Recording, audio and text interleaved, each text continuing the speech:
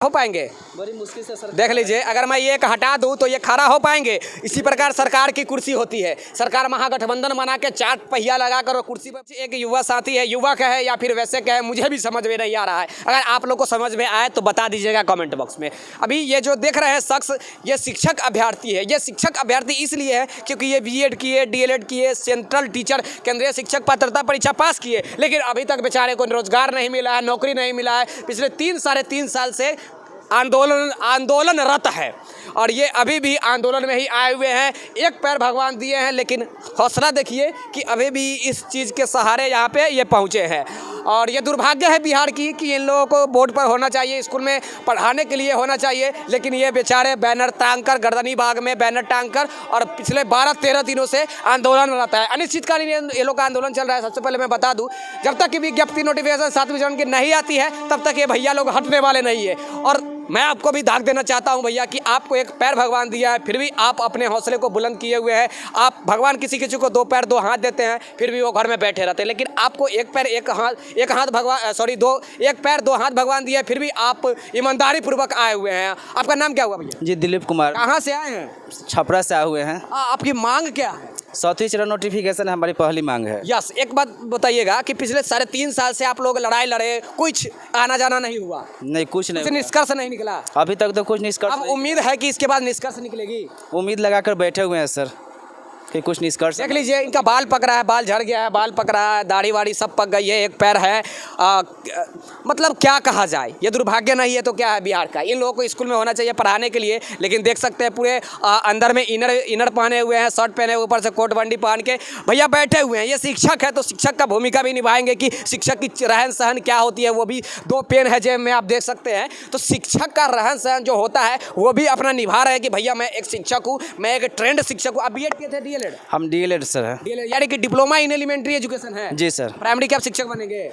Primary का जी sir. 1 से 5 या 6 से 8 का? दोनों सर। देख लीजिए, दोनों का बनिएगा, 1 से 5 या 6 से 8? जी सर। देख लीजिए, DLEd किए हुए हैं, तब जाकर इन्होंने केंद्रीय शिक्षक पात्रता परीक्षा पास किया हुआ। कितना नंबर आया था केंद्रीय शिक्षक पात्रता परीक्षा में? 86 नंबर सर। 86 आया था। ओके, 82 पर आप लोग का क्वालिफाइड होता है? Yes sir. यस, ये क्वालिफाइड है केंद्रीय शिक्षक पात्रता परीक्षा। फिर भी ये दुर्भाग्य है कि पिछले 3-3.5 साल से लड़ाई लड़ रहे हैं। बिहार सरकार को इस पर कुछ जरूर सोचना चाहिए। शर्म की बात है कि सरकार कहती है कि 21% जो राजस्व बिहार का है वो हम खर्चा करते हैं शिक्षा विभाग में, लेकिन अब कह रही है मुख्यमंत्री बिहार के नीतीश कुमार जी हैं, वो बोले हैं कि हम 25% खर्चा करेंगे। यही 25% खर्चा करने जा रहे हैं, जिसमें आपको दिव्यांग स्टूडेंट रास्ते पर बैठे हुए मिल रहे हैं, पिछले अनिश्चितकालीन भूखे प्यासे बैठे हुए हैं। अपने शिक्षक होने का भी गरिमा निभा रहे हैं, कि शांतिपूर्ण प्रदर्शन गांधी जी के रास्ते पर चल रहे हैं, शांतिपूर्ण प्रदर्शन अनिश्चितकालीन कर रहे हैं, दिव्यांग है। और इससे सरकार को सूझ लेना चाहिए, सीख लेना चाहिए, लेकिन नहीं, सरकार क्यों सीखेगी? वो तो नियुक्ति पत्र बांट रही है, उसको नियुक्ति पत्र बांट रही है, जिसको 2 साल पहले नियुक्ति ऑलरेडी हो चुका है, उसको नियुक्ति पत्र बांट रही है। तो ये दुर्भाग्य नहीं है तो और क्या है? जी सर, आप भी कुछ बोलना चाह रहे हैं क्या? ये दोबारा नियुक्ति पत्र बांटना सरकार का कहीं ना कहीं दोहरी नीति का परिणाम है। हम लोग जब अपना लिए नोटिफिकेशन मांगते हैं कि हमको 7वें चरण नोटिफिकेशन चाहिए, तो सरकार एक ही रोना रोती है कि हमारे पास पैसा नहीं है, फंड नहीं है, आप लोगों को सैलरी कहाँ से दे।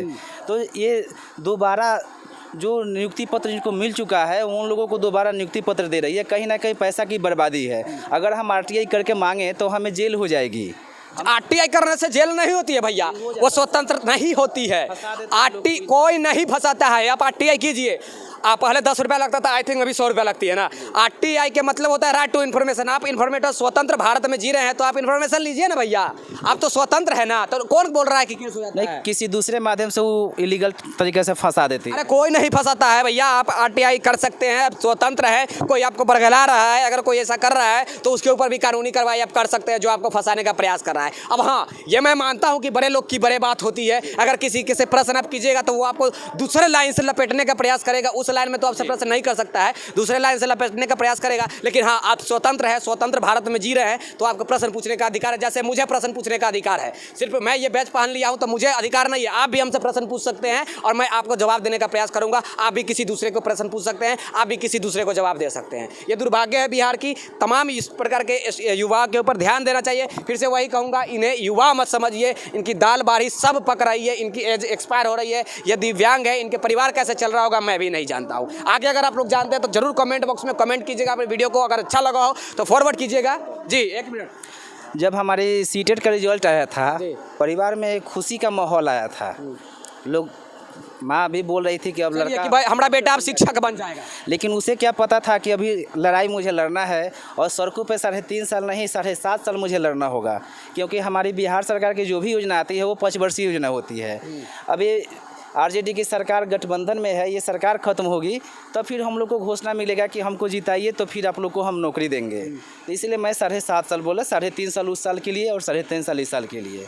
तो बहुत उम्मीद रहती है घर में कि बच्चा मेरा सीटेट पास किया। सीटेट एक छोटी मोटी रिजल्ट नहीं है, बहुत बड़ी रिजल्ट होती है। ये भाई हाँ, क्या चीज़? सेंट्रल एलिजिबिलिटी सेंट्रल का, यही मैं जानना चाह रहा हूँ। केंद्रीय शिक्षक पात्रता परीक्षा पास करके बैठे हुए हैं, केंद्रीय शिक्षक ना पास हैं? जी सर, Yes, sir. हम लोग मीलों पैदल चलते हैं और कोई मेरा विद्यार्थी पूछता है कि सर अगर मैं ये एक हटा दूँ तो आप खड़ा हो पाएंगे? बड़ी मुश्किल से सर। देख लीजिए, अगर मैं ये एक हटा दूं तो ये खड़ा हो पाएंगे? इसी प्रकार सरकार की कुर्सी होती है। सरकार महागठबंधन बना के 4 पहिया लगाकर और कुर्सी पर बैठ जाती है, लेकिन ये इस इंसान को देखिए, इनको सहारा देने वाला कौन है? सरकार बना लेती है, प्रतिदिन सरकार अल्टी पल्टी मारते रहती है। 5 साल में 8 बार सरकार बनाती है, 5 साल में बिहार में 8 बार सरकार बनती है, लेकिन इन युवाओं को कौन सुने? देख लीजिए, अगर मैं एक खींच लेता हूँ या फिर उधर से एक हटा लेता हूँ तो ये गिर जाएंगे।